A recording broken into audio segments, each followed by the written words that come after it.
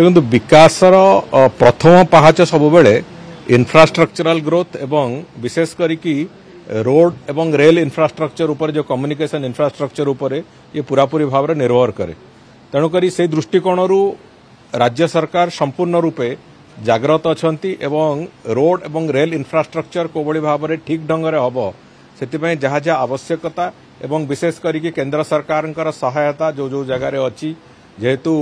Double engine सरकार कथा आम कहूचे से दृष्टिकोण व्यापक भाव में सहायता आसबार संभावना आज तारीख में सृष्टि होती जहाँकि आगामी दिन में ओडिशार अर्थनीति उपर एक व्यापक प्रभाव पकेब। ओडिशार अर्थनीति को सजाड़ा आगू को नवाकू जो प्रक्रिया आरंभ होती से प्रक्रिया रे पूरापूरी भाव में आमको सहायता मिल से दृष्टिकोण रेल नेटवर्क रे गोटे बड़ घोषणा हो सारी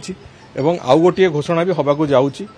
किंतु रोड नेटवर्क बाबद भी आज तारीख रे नेशनल हाईवे एक व्यापक भाव में पाखापाखि 20,000 कोटी टंकार काम आज तारीख रे चलवा प्रक्रिया रे अच्छी जो गुड़ा चली काम एवं ता बाद सेगुड़िक केमती त्वरान्वित हम जोटा कि दीर्घ दिन धरिकी गत सरकार समय अवहेलित होगी पड़ता विभिन्न समस्या ताकू जमी त्वरान्वित करिकी आमे काम आरंभ करूँ से बाबद में जहाँ जहाँ निष्पत्ति नवा कथा निया हो सारी एवं गतकाली माननीय मुख्यमंत्री अध्यक्षतार एक उच्चस्तरीय बैठक भी अनुष्ठित होती एवं आसंता दिन मानकरे ओडिशार रोड नेटवर्क को पूरा कंप्लीट करने एक फ्यूचरिस्टिक अप्रोच दवापाई आगामी 2036 पर्यंत जो इकोनॉमिक ग्रोथ रो जो रास्ता खोला है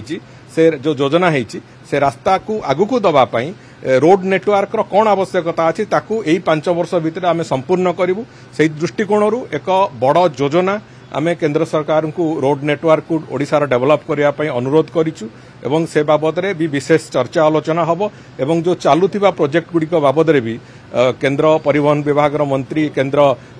रोड ट्रांसपोर्ट विभाग मंत्री श्री सामान्य श्री नितिन गडकरी जी अध्यक्षतार एक बैठक आसंता काली हब जो कि माननीय मुख्यमंत्री भी जोगदेवे मु जोगदेवी एवं मुख्य शासन सचिव समेत अनेक सीनियर ऑफिसर से जोगदेवे जो कि संपूर्ण रूपे चलीथिबा प्रोजेक्ट गुड़िकर केमिति शीघ्र संपूर्ण हम से बाबद में आलोचना हम एवं जो फ्यूचरिस्टिक योजना अनुजाई जो बड़ी भाव में एक व्यापक रोड नेटवर्क ओडिशा प्रदेश सारा पूरापूरी भाव में एक विस्तृत क्षेत्र प्रस्तुत करिवो एवं आगामी इकोनॉमिक ग्रोथ पर रास्ता तैयारी करिवो से दृष्टिकोण को आखि आगे रखिकी मुख्यमंत्री